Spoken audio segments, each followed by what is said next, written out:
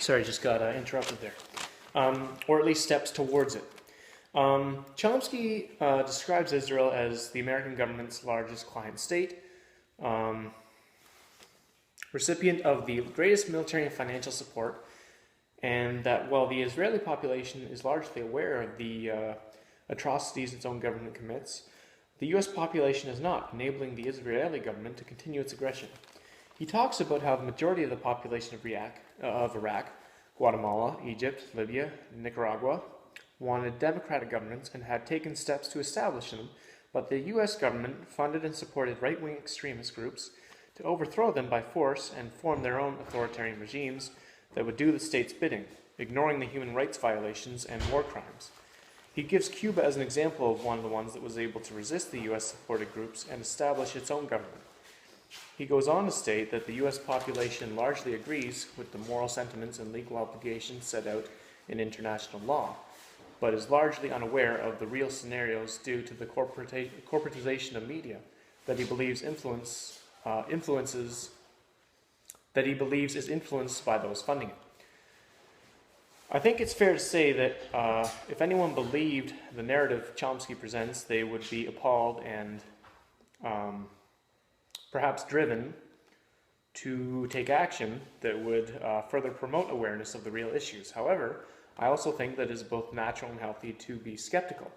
Regardless, I believe anyone who reads this should be concerned, as I am, and compelled to dig deeper. So those are my thoughts on the book. Chomsky, the subject, I'd like to elaborate. Oh, changing the subject, I'd like to elaborate on my ideas presented in the last video.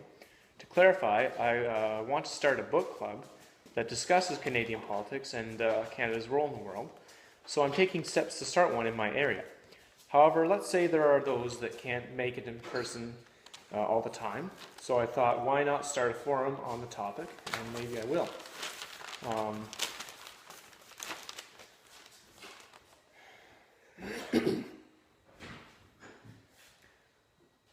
I would also like to believe that also in my last video I mixed up Nicaragua and Guatemala. Sorry about that. Another idea that a friend mentioned to me. He said there are these anarchist groups that just go camping together and read as much as they can during that time. I know nothing about anarchy, but the idea itself seems great. However, I looked up some Canadian anarchist sites and they don't do this, they only do this for a weekend. I think this would be a good idea to do for like months, like a whole summer. That would be fucking awesome. Now, I know a lot of people are thinking, I can't do that. I have a job that I'm committed to. No, that's fine. Then don't do it. Yeah, don't do it. If you have kids, if you have responsibilities, but obviously don't do it. But for those of you like me who just work minimum wage, right now I'm only working 20 hours a week. I've got tons of time on my hands. I don't think there's anything stopping me from saving for 8 months of the year and then going camping for 4 months and just reading. That to me sounds awesome, and I think that's a really good idea. And I'm going to look more into this. Anyways, I wanted to mention that.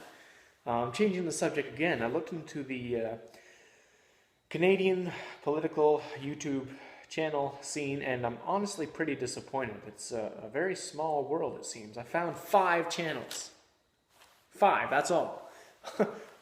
If you go and type in, obviously the States is way bigger than Canada in terms of population. But still, I'm surprised there aren't more people that say, hey, I'm going to start a YouTube channel and talk about Canadian politics. You'd think, like, of the, what do we have? 30 million? Yeah, I'm pretty sure Canada's around 30 million. I could be totally wrong if someone's like, no, we have 300 million, you fucking idiot. No, sorry, excuse-moi. No, but I found 5 channels, and let's see.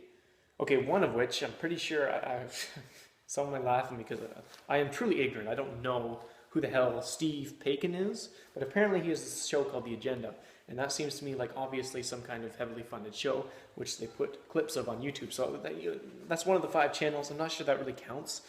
The other one is obviously funded by some, hardcore. Right. Okay. I'm not gonna come to a judgment because again, I don't really know that much about this yet. I'm still doing tons of research. There's this YouTube channel called Rebel Media, and you can tell they're all very rebel because they dress up in suits and they're all at least 50 years old. Very rebel. Sorry. There's this other one called, I don't even know, Notregme, one word. Yeah, that's another channel. Model Omega, he talks about comic books and stuff, but there's a few videos on Canadian politics that seem pretty cool. And the only other one I could find was an Alberta girl. That's the only channel I could find. An Alberta girl. And she just posts clips of the news, like literally 30-second clips. Right now, I think there's a video there bashing Trudeau. It's like, okay, well, why don't you... Alberta girl, if you happen to be watching this, you know, I'm no friend of Trudeau necessarily. Why don't you make a video arguing why Trudeau isn't that great? And then, you know, I'll view it. I'll do a bit of research. I'll come up with my own conclusion, and I'll either agree or disagree with you, or maybe somewhere middle of the road, and I'll reply in a similar manner. How about we do that? Yeah, actually, you know, I'm gonna send this message to this video to Alberta, an Alberta girl, and see if she replies. That'd be, I think that'd be pretty cool. Anyways, yeah, that's my video, all done. Hope that wasn't too long.